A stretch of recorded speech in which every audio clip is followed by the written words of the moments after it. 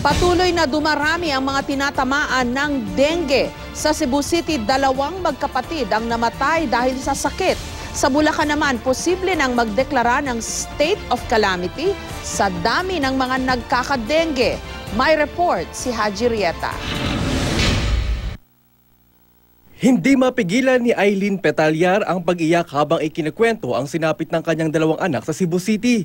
Oras lang daw kasi ang pagitan ng bawian ng buhay ang kanyang mga anak dahil sa dengue.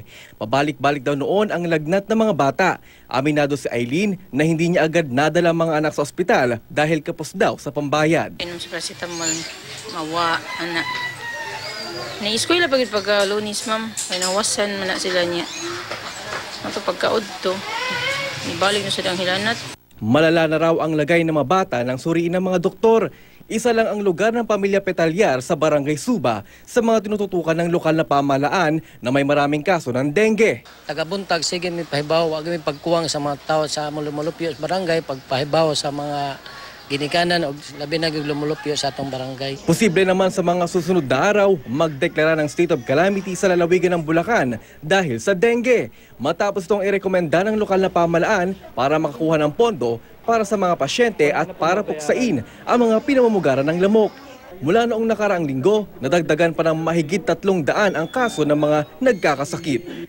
At sa pinakahuling tala ng Provincial Health Office, umalo ng 227% ang pagtaas ng mga kaso ng dengue ngayong taon.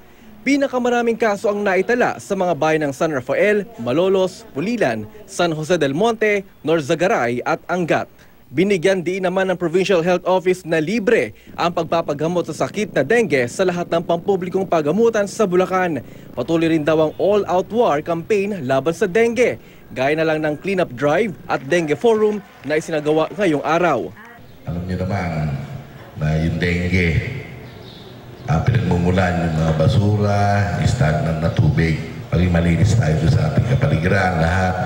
Ngayon, kinakailangan may panghakot tayo ng basura dyan. Isupot nyo lang, isapon nyo lang. Sabihan nyo isang aanuhin na natin yun. Kukunin natin lahat. Sa ngayon, may mga dengue express lane na raw sa mga ospital para mabigyan ng agarang atensyon ang mga hinihinalang tinamaan ng dengue. Haji Rieta, GMA News.